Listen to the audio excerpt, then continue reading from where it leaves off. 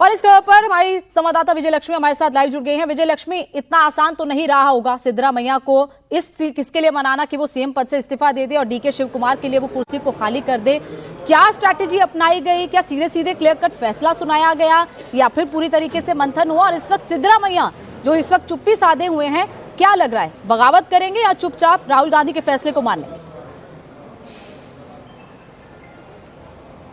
देखिए गोनिका, सिद्धरामैया का अगर आप देखेंगे पिछले कुछ दिनों का स्टैंड, तो वो लगातार कह रहे हैं कि जो राहुल गांधी कहेंगे, जो हाईकमान कहेंगे, उसको वो मानेंगे। तो कोई बगावती सुर अभी तक उन्होंने अख्तियार नहीं किए हैं और वो लगातार इस स्टैंड पर कायम है कि राहुल गांधी जो उन्हें कहेंगे वो करेंगे। और इनफैक्ट कल की मीटिंग्स में भी उन्होंने कहा कि राहुल गांधी जो फैसला करेंगे वो उसको पूरी तरह से मानेंगे। तो बगावत की तो कोई बात नहीं दिखती है। हालांकि स्मूथ ट्रांजिशन हो, डीके शिव कुमार आसानी से अगले मुख्यमंत्री बने, इसको लेकर के जरूर कई बार लोग जो है सवाल उठाने लगते हैं, क्योंकि सिद्धरामैया डीके शिव कुमार को लेकर के जो है बहुत सहज नहीं थे वो। ऐसा भी इस तरह के कयास लगते हैं। लेकिन अब जो मोटा मोटी खबर है कि डीके शिव कुमार ही अगले मुख्यमंत्री जो है वो होंगे। शनिवार को ओथ टेकिंग सेरेमनी जो है वो उनकी हो जानी चाहिए सूत्रों के मुताबिक। कल सिद्धरामैया साहब का इस्तीफा जो है वो हो जाना चाहिए।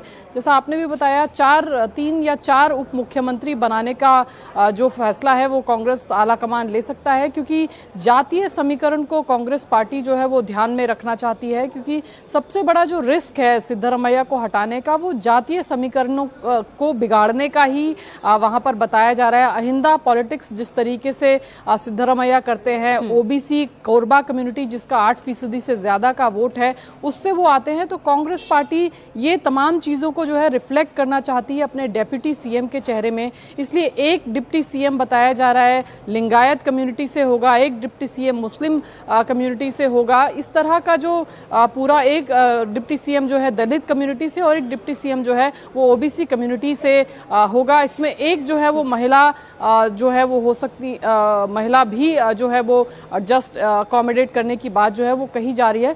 तो कांग्रेस पार्टी समझती है कि ओबीसी और कोरबाज जो है उसमें मैसेजिंग सिद्धरामैया के जाने से बहुत खराब होगी। इस लिहाजा कांग्रेस पार्टी उनके बेटे को, यतेंद्र को, डिप्टी सीएम बना करके वहां पर उस रिस्क को निगेट करना चाहती है या उस रिस्क को कम करना चाहती है। दूसरा, सिद्धरामैया को केंद्र की राजनीति में लाकर खासतौर से इस तरह की चर्चा है कि उन्हें लीडर ऑफ ऑपोजिशन राज्यसभा में बनाया जा सकता है। अभी खरगे साहब लीडर ऑफ ऑपोजिशन है, लेकिन उनके पास 2 पद हैं। वो देश के अध्यक्ष, कांग्रेस पार्टी के अध्यक्ष भी हैं राष्ट्रीय, और दूसरी तरफ वो लीडर ऑफ ऑपोजिशन है राज्यसभा में। तो जो एक ऑफर उनको दिया गया है सिद्धरामैया को कि वो दिल्ली की राजनीति में सक्रिय हों, लीडर ऑफ ऑपोजिशन की जो कमान है वो राज्यसभा में कांग्रेस पार्टी की संभालें। हालांकि अभी तक जो सूत्र बता रहे हैं कि इसको लेकर कोई क्लैरिटी नहीं है, क्योंकि जब मीटिंग हुई थी तो सिद्धरामैया ने 2 टूक कह दिया था कि दिल्ली आने का उनका कोई एम्बिशन नहीं है और वो देश की राजनीति की बजाय राज्य की राजनीति को ही प्रेफर करेंगे।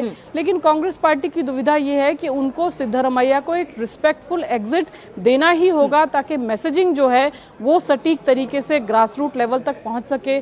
ओबीसी की पॉलिटिक्स करने वाली कांग्रेस पार्टी एक ओबीसी चीफ मिनिस्टर चेहरे को डिसरेस्पेक्टफुल तरीके से या अनसेरेमोनियस तरीके से नहीं हटा सकती है। लिहाजा पूरी कोशिश चल रही है कि सिद्धरामैया मान जाएं, दिल्ली की राजनीति में आ जाएं और लीडर ऑफ ऑपोजिशन का जो पद है जो उनको ऑफर किया गया है वो संभाल लें। हालांकि सिद्धरामैया ने, हमें जो सूत्रों ने बताया, उन्होंने पार्टी हाईकमान ने उन पर भी एक ये बात कल छोड़ी थी कि आप भी सोच लीजिए, हमारा ये ऑफर है आपके लिए, आपके पास कोई और अपने लिए विकल्प है तो आप उससे भी हमें अवगत कराएं। तो अभी इसको लेकर के सिद्धरामैया की तरफ से कोई कन्वे पार्टी को कुछ किया गया है, इसको लेकर के अभी बहुत क्लैरिटी नहीं है।